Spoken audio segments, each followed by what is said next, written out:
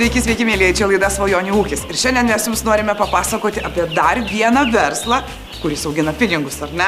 Tai yra paukščių auginimas. Tai visų pirma, ponė Ginta, jūs sakot, kad jūs nesat ūkininkas, jūs esat tarsi pardavėjas. Kaip čia suprasti? Kokia to verslo esmė? Nu, negalima sakyti, kad nesu ūkininkas, kaip ir ūkininkas, bet perku parduodu ir tam tarp ir auginu. Mes esam augintojai tokie, nuperkam mažą viščiuką, parvežam. Čia yra, kiek matot, pas mus jau 4 parų, vienos paros parsivežam iš paukštynų, pradedam auginti, auginam iki 2-3 savaičių ir žmonėm išvežam parduoti. Atvažiuoja žmonės patys nusiperka pas mus, taip daugiausiai vežiojam po kaimus. Mes viščiukus vežam iš Rumšiškių paukštyno. Vienas vienintelis Lietuvoje paukštynas, kuris turi savo motininius pulkus ir augina kob 500. O čia reiškia kob 500, tai kad jie yra trumpom kojam ir auga daugiau krūtinės. Tokia veislė, ne? Jo, čia tokia veislė yra.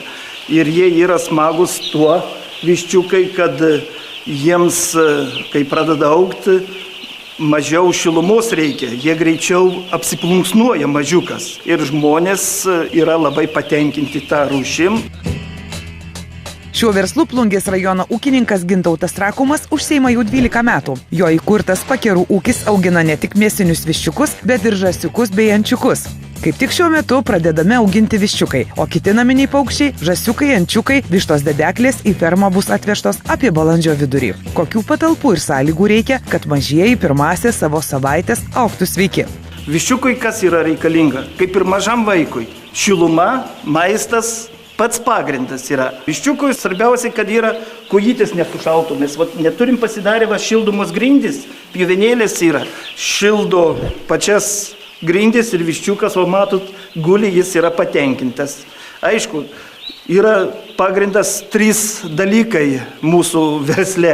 Pagrindas yra lesalai ir viščiuko aplinka, šiluma. Ir, aišku, viščiukų genetika. Girdiklėlis mūsų, kaip jūs ir matot, eina automatika. Viščiukas nuo pat pirmos dienos, jis jau mato, kur lizga, jis atbėga, jau pradeda gerti.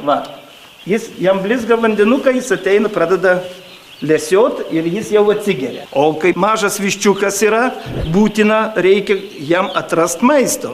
Kad maistą atrast, turim tokius, jeigu matot, jau čia 4 para, nelabai matosi, turim tokius speciali, yra paklotai. Tie paklotai 5 dienas išbūna ir sunyksta. Kaip supras sunyksta? Jis ištirpsta, palieka kaip pjuvina. Ant šitų paklotų mes pilam pašarus viščiukam, kad viščiukas mažas, jis atrastų pirmą, kur lest. Paskui jis, kai savaitė praeina, jisai atsiranda savo lesyklą ir jis jau visada lesa. Mėsinių viščiukų veislė KOP 500 tampa vis populiaresnė, nes viščiukai atsparesnė, užauga stambesnė, su didesnė neįprasta krūtinėle. Svarbiausia yra išlaikyti jų gyvybingumą, kad jis būtų sveikas viščiukas, mūsų paukštynai, kad būtų sąžiningi, svarbiausiai, kad jie visada vakcinuotų tuos viščiukus.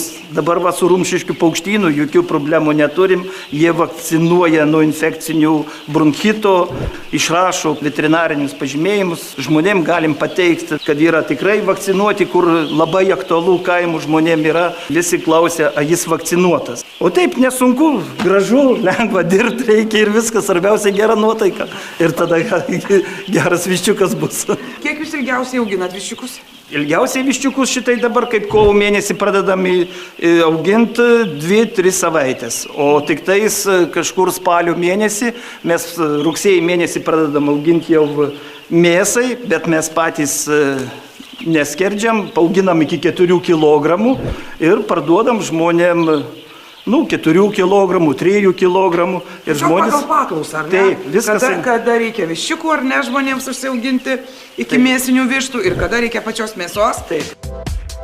Paukščių augintojas Gintautas sako, kad tiek maži viščiukai, tiek paaugę realizuojami gana sėkmingai. Arba patys žmonės atvyksta pas ūkininką, arba jis vyksta į turgus, daugiausiai Žemaitijos krašte. Tačiau ūkininkas sulaukia pirkėjų ir iš kaimyninės Latvijos. Paukščių augintojas teigia, kad šie viščiukai namų sąlygomis gali užaugti net iki 6 kg. Tokį svorį jie pasiekia maždaug per 3 mėnesius. Svarbiausiai yra geras startas pačioj pradžioj. Jeigu viščiukas gauna gerą, kaip jūs matot, gerą startą, jis jau žmogus nusiperka 2-3 savaičių, ne kiekvienas tokių sąlygų turi. Jisai augina ir paprasčiau. Suprantat, svarbiausiai, kad būtų temperatūra išlaikytų. Ir viščiukui dabar jau pas mus nuo pačio mažiuko, nuo vienos dienos kažkur laikom 33 laipsnius ir kiekvieną dieną jau po truputėlį krentam.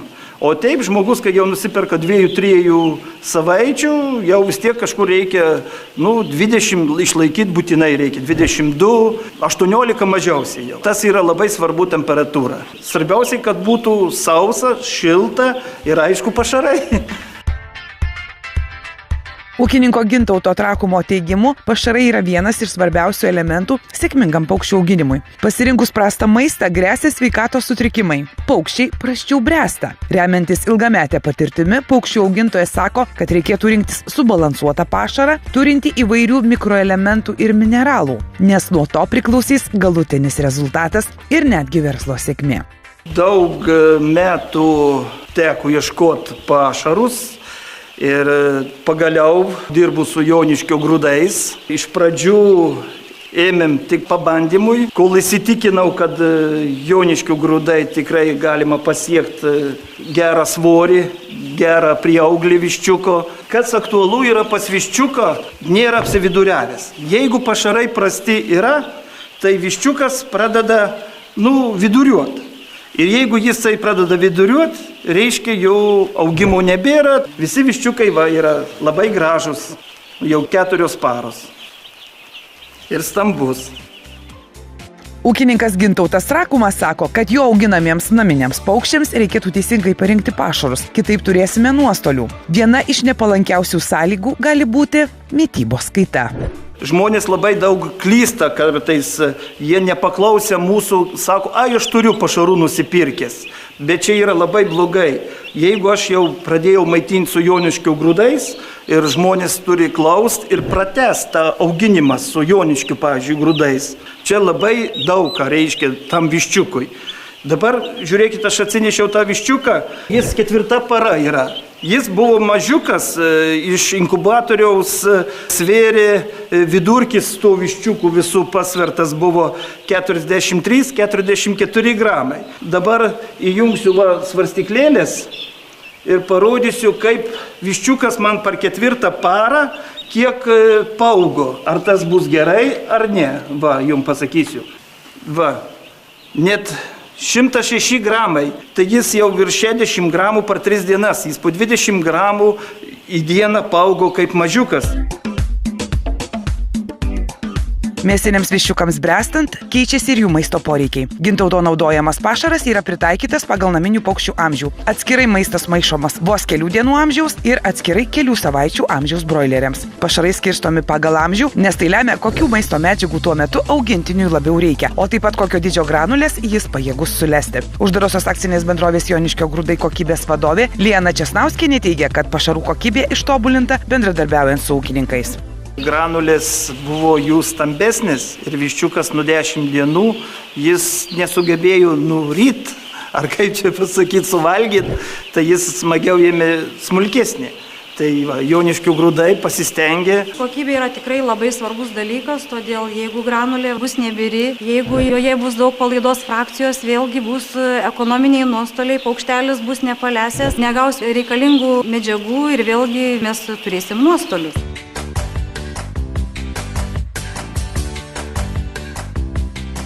Sakykit, Liana, Lietuvoje yra tokia labai gaji nuomonė, kad viščiukai yra auginami su hormonais, su antibiotikais ir, tarkim, tiems, kurie augina vaikus, geriau apskritai atsisakyti vištienos. Šitą nuomonę esu girdėjusi ne kartą ir tikrai noriu paneigti, nes nuo 2006 metų visoje Europos Sąjungoje yra draudžiami tokie preparatai, kurie stimuliuotų paukštelių augimą. Tai yra hormonai ir be abejo antibiotikai. Antibiotikai yra leidžiami ne pašarų gamintojams, jie yra leidžiami augintojams. Ir būtent tik tais gydymo tikslais, kai paukštelis sunegaluoja, kažkas jam atsitiko. Ir vėlgi yra ten tokie reikalavimai, kad gydymo tikslai būtų pravesti su veterinarijos gydytojo priežiūra, kad į tą galutinį produktą, sakykime, mūsų mėsytė ir kiaušinėlį nepatektų jokie antibiotikų likučiai. Kaip teigia Joniškio grūdų kokybės vadovė Lijana Česnauskienė, broilerius puikiai galima užauginti ir natūraliomis sąlygomis, nenaudojant šiuo metu uždraustų priemonių. Tai priklausys nuo kelių sąlygų. Kodėl auga tas paukštelis, sakykime, greičiau, jeigu lesinį ne grūdų, o kombinuotų pašarų? Yra 3 faktoriai tokie. Pirmas faktorius – labai gera dabartinė genetika. Antras faktorius – kokybiškas, pilnavertis, subalansuotas ir saugus pašaras. Ir aišku, trečias faktorius – tai atitinkamas mikroklimatas, kaip matote čia. Paukšteliai linksmi, sveiki, žvalūs ir aišku, jie tikrai gerai augs, tikrai sulauksim labai gerų produktyvumo rezultatų. Jūs sakykit, o kuo skiriasi pašaras mūsų kieme užaugintas, gal grūdai, gal tiesiog žolę duosim, nuo to, kuris yra gaminamas specialiai jiems? Mes irgi viską dedam iš gamtos į savo produktą, į tą kombi pašarą. Bet jeigu lesinsim tik tais grūdų, tai tikrai trūks kažkokių tai, sakykime, maistinių medžiagų, tokių kaip baltymų, kaip nepakeičiamos amino rūgštys, kaip riebalų, kaip angliavandenių ir panašiai. Mūsų kombinuotas pašaras yra subalansuotas, paskaičiuotas pagal visas fiziologinės paukštelio savybės, pagal jo medžiagų apykaitą, pagal visą fiziologiją, atitinkamais etapais ir todėl tas produktyvumas yra geras ir yra pasiekiami geri rezultatai. Anot Lijanos Česnauskienės, Joniškio grūdai, gamindami pašarus viščiukams, kalakutams, antims, putpelėms, remiasi moksliniais tyrimais. Taip pat taiko higienos ir sveikatingumo standartus. Savo gaminius tikrina laboratorijose, taip užtikrindami produktų kokybę. Tai viena iš priežasčių, kodėl ūkininkas įsigijęs mėsinį viščiuką turėtų taikyti maisto tęstinumą, nes kitu atveju gali sutrikti sėkminga broilerio branda. Kiekvienam periodui yra parenkamos atitinkamai maistinės medžiagos. Ir jeigu tu pradėjai su geru startu, subalansuotų produktų, tai tu turi tęsti iki pat galo. Kodėl? Todėl, kad vienas periodas papildo kitą. Ir jeigu mes pradėsim dadėti kažkokį tai, sakykime, savo produktą, grūdą, virtą bulvę ar kažką, tai mes tikrai vėlgi neturėsim tų rezultatų. Daugiau informacijos apie lesalus naminiams paukščiams interneto puslapyje www.joniškiogrūdai.lt. Kuo skiriasi paukštiena užauginta pramoniniu būdu ir pas ūkininkus? Paprastai paukštynuose mėsiniai viščiukai užauga maždaug per 40 dienų. O štai veislės KOP 500 vištos pas ūkininką užauga per 3 mėnesius, sako Gintautas Trakumas. Ūkininkas Gintautas sako, kad šių mėsai auginamų viščiukų vieneto kaina yra nuo 90 centų iki 2 eurų priklausomai nuo jų amžiaus. Pašarai vienai dienai kainuoja 3 centus viščiukams, kurių amžius iki 10 dienų. Vėliau išlaidos pašarams yra apie 5 centus vienai dienai. Mėsinių viščiukų pardavimo kaina po 3 mėnesių yra nuo 3,5 iki 4,5 eurų už kilogramą. Taip pat galima auginti vištas dedeklės. Viena tokia višta per metus gali padėti iki 300 kiaušinių. Taip pat galima auginti ir ančiukus, kurie kainuoja nuo 1,5 euro iki 3 eurų, žąsiukus, kurių kaina maždaug nuo 4 iki 6 eurų už vienetą, priklausomai nuo jų amžiaus. Užaugintas antis galime parduoti po 5 eurus už kilogramą, žąsis po 5-6 eurus už kilogramą. Antis per 54 paras užauga nuo 3 iki 5 kilogramų, žąsys per 5-6 mėnesius užauga iki 7-8 kilogramų. Geriausiai auginimui pirkti viščiukus, žąsiukus ar ančiukus nuo 2-3 savaičių, nes jiems nereikalingos ypatingos augimo sąlygos. Tad ar verta auginti mėsinius paukščius, turite nuspręsti kiekvienas. Sakyk, tai vis tik tai turi Lietuvoje paukščių auginimas perspektyvą? Labai didelį.